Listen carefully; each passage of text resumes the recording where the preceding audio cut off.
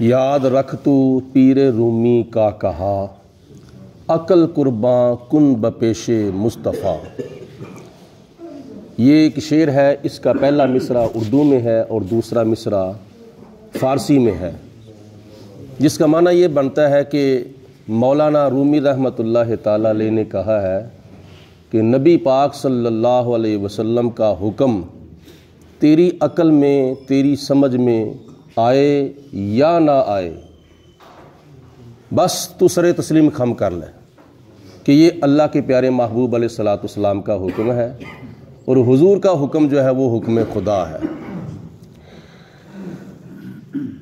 1,00,000 کئی ہزار صحابہ کرام میں سے کسی صحابی نے نبی پاک علیہ الصلوۃ والسلام کا کلمہ پڑھا، اور ان میں سے کئی ایسے لوگ تھے جنہوں نے حضور علیہ الصلوۃ والسلام سے معجزہ طلب کیا کہ حضور آپ اگر اللہ کے نبی ہیں تو معجزہ دکھائیں، یا کلمہ پڑھنے کے بعد کئی باتیں ایسی ہیں کہ یا رسول اللہ یہ کیسے ہو سکتا ہے، یا رسول اللہ اس کی وضاحت فرمائیں، یا رسول اللہ یہ بات کی حقیقت کیا ہے۔ تو لیکن حضرت سیدنا ابو بکر صدیق رضی اللہ تعالی عنہ نے کلمہ پڑھنے سے لے کر حضور علیہ الصلوۃ والسلام کے وصال تک کسی مقام پر بھی حضور علیہ الصلوۃ والسلام کی بات پر، حضور کے حکم پر چونکہ، چنانچہ، کیوں، کیسے یہ لفظ استعمال نہیں کیے، بلکہ نبی پاک علیہ الصلوۃ والسلام کا کوئی حکم سمجھ میں آیا ہے یا نہیں آیا، حضور کی کوئی بات سمجھ میں آئی ہے یا نہیں آئی، بس آپ نے گردن جھکا لی ہے، یا رسول اللہ ٹھیک ہے۔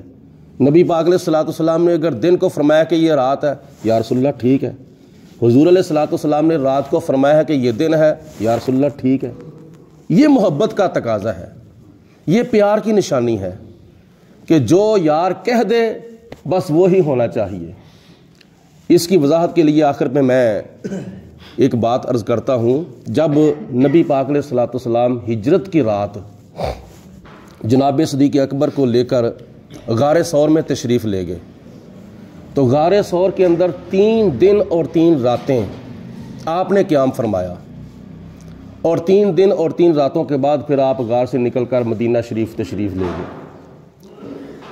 تو نبی پاک علیہ الصلوۃ والسلام کے پاس چونکہ حضرت صدیق اکبر تھے تو پیاس آپ کو لگ گئی، حضرت صدیق اکبر کو پیاس لگ گئی۔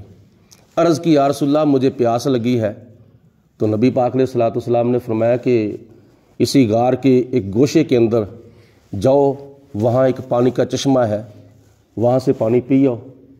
اب آپ لوگوں نے بھی وہ غار دیکھی ہے، میں نے بھی وہ دیکھی ہے، اوپر چڑھ کر اپنا کتنی کو وہ جگہ ہے جہاں حضور علیہ الصلوۃ والسلام اور حضرت صدیق اکبر 3 دن اور 3 راتیں وہاں آپ نے قیام فرمایا تھا، تھوڑی سی جگہ ہے۔ اور اس غار کے اندر وہ کون سا مقام تھا جہاں پانی کا چشمہ تھا نہیں، لیکن نبی پاک علیہ الصلوۃ والسلام نے چونکہ فرما دیا پیارے صدیق اگر آپ کو پیاس لگی ہے تو اسی غار کے ایک گوشے کے اندر پانی کا چشمہ ہے، جاؤ وہاں سے پانی پی آؤ۔ لیکن نبی پاک علیہ الصلوۃ والسلام کی زبان مبارک سے بات نکلی تو جناب صدیق اکبر نے آگے سے یہ عرض نہیں کی یا رسول اللہ یہ غار ہے، یہاں پانی کا چشمہ کہاں سے آ گیا ہے، نہیں، اٹھ کے چل پڑے۔ جب چلتے چلتے ایک گوشے میں گئے تو واقعی وہاں پانی کا چشمہ چل رہا تھا، غار ثور کے اندر پانی کا چشمہ ابل رہا تھا، چل رہا تھا۔ تو حضرت صدیق اکبر نے پانی پیا اور پی کر واپس آئے، تو حضور علیہ الصلوۃ والسلام نے فرمایا کہ پیارے صدیق پانی پیا ہے، یا رسول اللہ پیا ہے۔ فرمایا مزہ کیسا تھا، لذت کیسی تھی؟ تو جناب صدیق اکبر نے عرض کی یا رسول اللہ آج تک میرے بچپن سے لے کر آج تک اس طرح کا مزہ میں نے کسی پانی کے اندر نہیں دیکھا، جو مزہ، جو سرور، جو لذت میں نے آج اس پانی کے اندر دیکھی ہے وہ مجھے کسی پانی کے اندر نہیں ملی۔ تو حضور علیہ الصلوۃ والسلام نے فرمایا کہ پیارے صدیق جانتے ہو کہ یہ چشمہ کہاں سے آیا تھا؟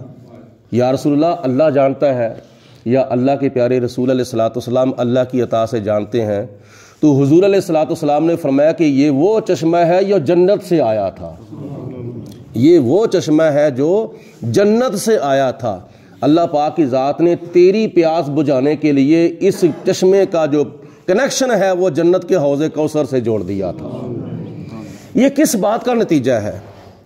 یہ اس بات کا نتیجہ ہے کہ جناب صدیق اکبر رضی اللہ تعالیٰ عنہ نبی پاک علیہ الصلوۃ والسلام کے حکم کی اس قدر تعمیل کرتے ہیں کہ بات سمجھ میں آئے یا نہ آئے بس تسلیم کر لیا، یا رسول اللہ ٹھیک ہے، یا رسول اللہ جو آپ ارشاد فرماتے ہیں۔ آج بھی اگر کسی کو کسی سے محبت ہو نا تو آگے سے کیا کہتا ہے؟ ٹھیک ہے انشاءاللہ تعالیٰ ایسا ہی ہوگا، جس طرح تو کہے گا ایسا ہی ہوگا۔ یہ محبت ہے، یہ پیار ہے۔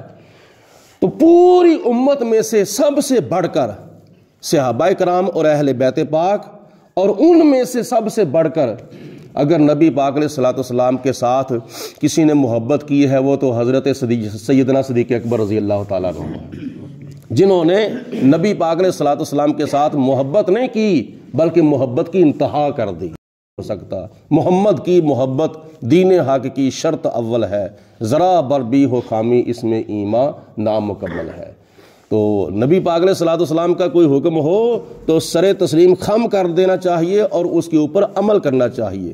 اتنی دیر تک نبی پاک علیہ الصلوۃ والسلام کے حکم کو ماننے کی تکمیل نہیں ہو سکتی جتنی دیر تک اس کے اوپر عمل کر لیا جائے۔ صرف مان لینا کافی نہیں ہوتا، صرف مان لینا کافی نہیں ہوتا بلکہ مان کر اس کے اوپر عمل کرنا بھی ضروری ہے۔ اللہ ہم سب کو عمل کرنے کی توفیق عطا فرمائے۔ وآخر الدعوانا ان الحمدللہ رب العالمین۔ درود پاک پڑھیں، الصلاۃ والسلام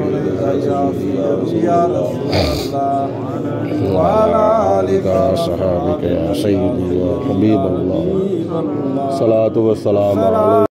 محمد کی محبت دین حق کی شرط اول ہے، ذرا بر بھی ہو خامی اس میں ایمان نامکمل ہے۔ تو نبی پاک علیہ الصلوۃ والسلام کا کوئی حکم ہو تو سر تسلیم خم کر دینا چاہیے اور اس کے اوپر عمل کرنا چاہیے۔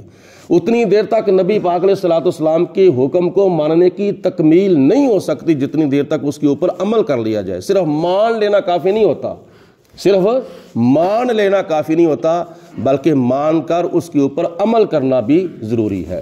اللہ ہم سب کو عمل کرنے کی توفیق عطا فرمائے۔ وآخر الدعوانا ان الحمدللہ رب العالمین۔ درود پاک پڑھیں، الصلاۃ والسلام